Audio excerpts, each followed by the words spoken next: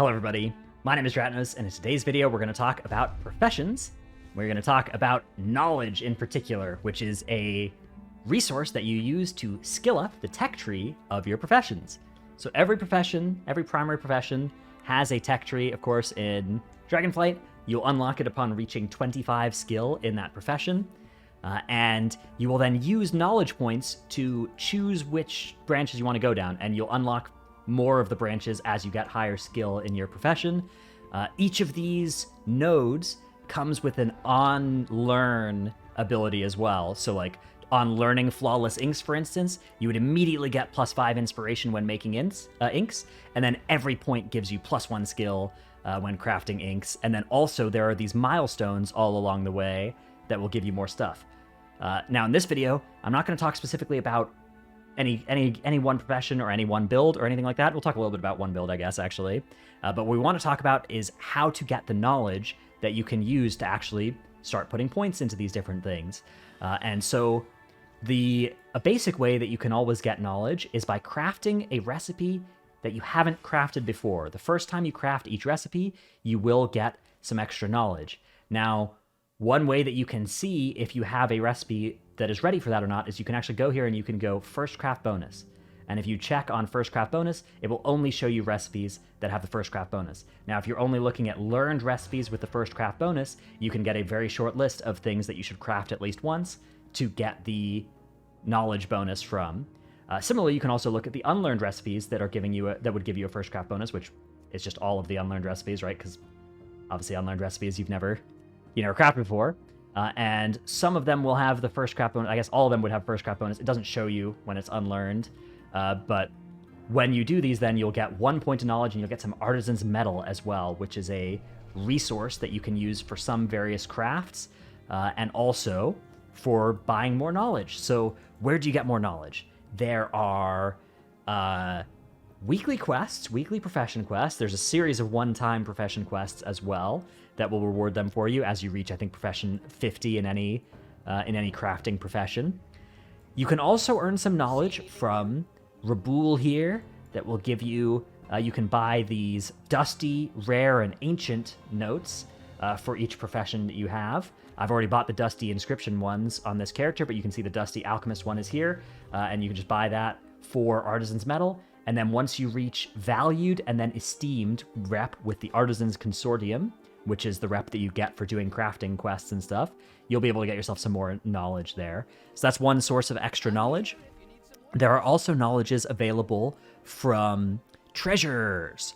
So treasures, there's this Wowhead guide that I will put a link to in the description below. In fact, let me go save that URL so that I don't accidentally close out this and forget about it. So only crafting professions have these, and you'll only be able to see these treasures if you have the profession. And generally, you need to have skill 25 of that profession before you can see them as well. They are always available. Some are behind either mobs or puzzles, and then this post will show you where they all are. So if you're an alchemist, for instance, you go to each of these places and grab each of these treasures, and bang, 3 extra alchemy knowledge. 3 extra alchemy knowledge, right? 3, 3, 3, 3, 3. So 3 times 7 is 21, and that is 21 extra knowledge right there for your alchemy right off the bat. You can see for blacksmithing as well, again, huge amounts of it available from all these different places. So this page and then these waypoints as well that you can just grab out of this.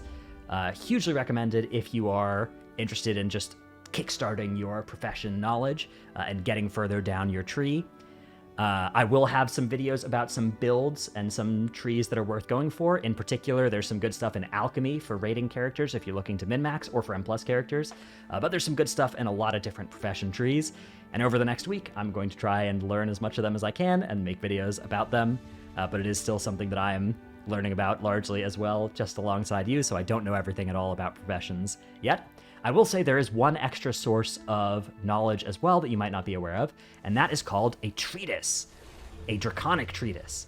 Now, these can only be studied once per week, but they are created by scribes. They are created by scribes that have, like my paladin, specialized in Draconic Treatises. So if you spend, let's see, 10 points in archiving, and then 10 points in shared knowledge.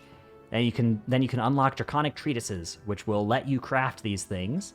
And they are, you'll initially only have the inscription one, but you can craft them for a fairly modest amount of resources. They're bind on pickup, but they let you get 1 knowledge in any profession for the week.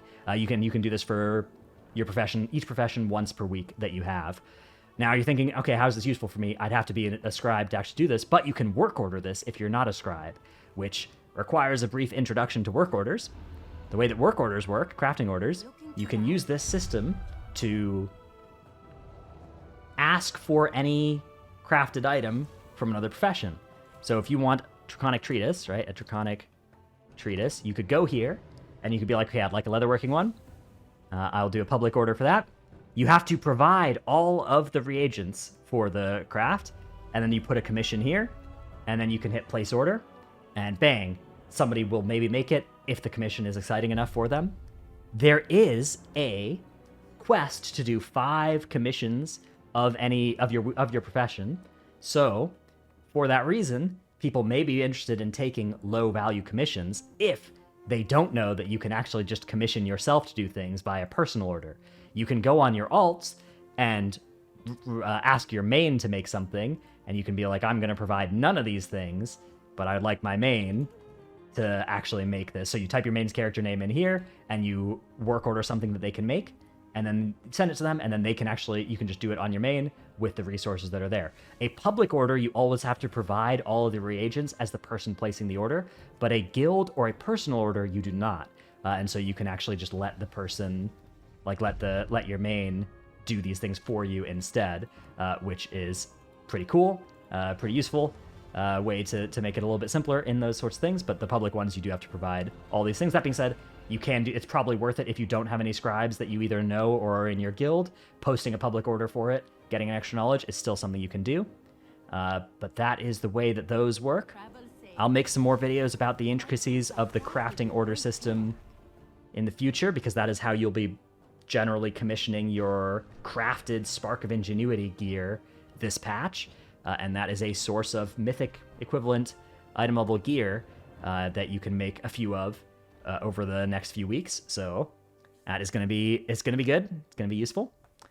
That being said, that is the end of this video about professions, knowledge, and ways of getting more of it. There's, as I said, then after you do all these things, you're basically just waiting on learning new recipes and getting new knowledge from those, and then weekly quests for your professions. And yeah, a pretty big grind to fill these trees all the way out. There's a lot of points that you can spend in these trees, so it's going to be a long way before you can get everything filled out. You're going to have to pick and choose for now what you want in there. I will have some videos with some recommendations for different things you might want in your professions, so stay tuned for those. If you enjoyed the video, remember to hit like and stuff. If you've got a free Twitch Prime, feel free to send that my way over at twitch.tv/Dratnos. Thanks for watching. See you in the next one. Bye.